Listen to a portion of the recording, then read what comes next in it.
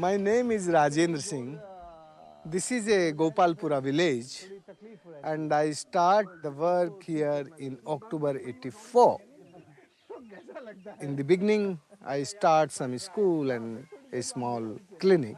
But after 6 months, Mr. Mangu Meena says, we not need education, we need water. I am not an engineer. I don't know about the water. You see that hill before the whole topography like this.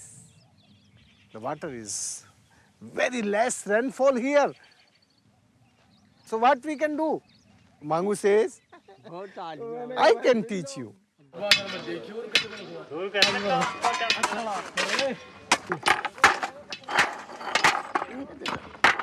We have a very great wisdom of water conservation and water harvesting in my country. So we revive this wisdom, the wisdom of the water conservation of my country.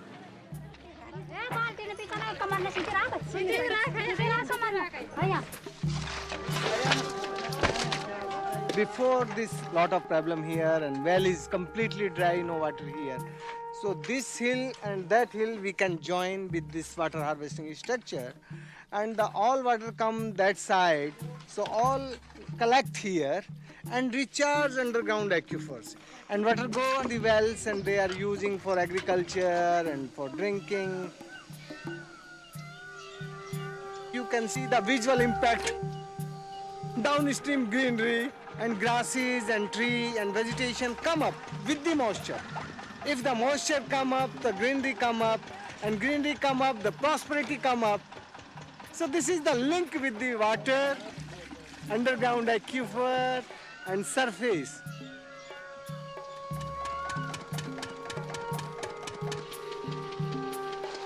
Due to this water conservation, our farmers are taking good 2-3 crops. So now the much grains is coming. Now we are giving the grain to the cities. We are giving to the vegetable to the cities. Now the city people coming in my village for the employment. Now more than 7,600 water harvesting structure we construct with the community force, with the community mobilization, with the community strength. Green forest in desert of Rajasthan. When we start this water harvesting structure, they give the notice to me, a legal notice. Under the Irrigation Drainage Act 54, they are saying, you catch the rains here. This rains is not yours. Who is this water? I ask the question. Who is this water? Yours? Government's? No. Water is a natural resource. Water is a common resource. Water is not a property. Water is a resource for the life.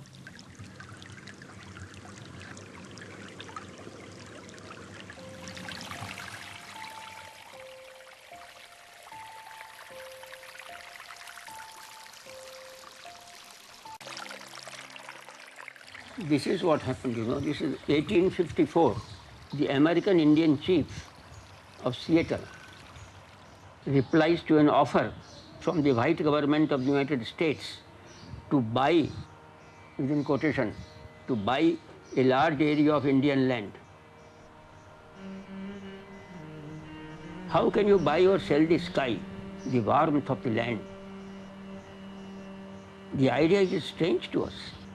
If you do not own the freshness of the air and the sparkle of the water, how can you buy them? You don't own them. Every part of this earth is sacred to my people.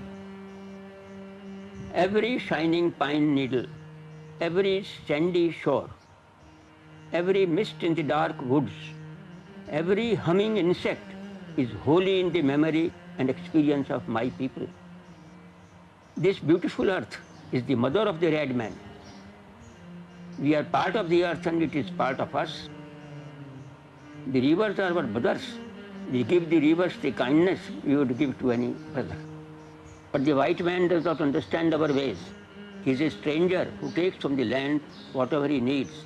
The earth is not his brother but his enemy, and when he has conquered it, he moves on. He kidnaps the earth from his children and he does not care. I do not know. Our ways are different from your ways. There is no substitute for clean, fresh water and local endowments of rivers, streams, and groundwater. There is no substitute, there is no alternative, and that's why water must be protected everywhere. Never doubt that a small group of thoughtful, committed citizens can change the world. Indeed, it's the only thing that ever has. We are proof of that. This band of people in Michigan, which grew from a small band to 1,800 members now, and it's growing. And they're connecting with all the other groups in North America and elsewhere in the world, because that's how this works. It's not a Democratic issue and it's not a Republican issue. It's a people issue. This strategy is very simple. Going to the people and talking to them, making them aware of the danger that is ahead. That's all.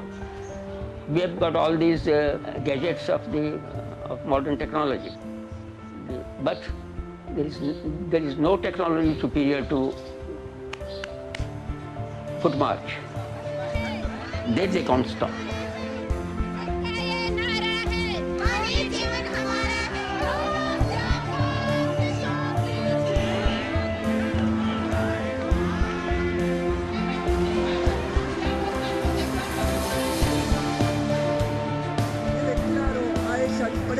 Let it be clear to this company Suez that says we must raise the tariffs, and if we don't, they will leave. If they wish to go, they can. The people will know what they have to do. The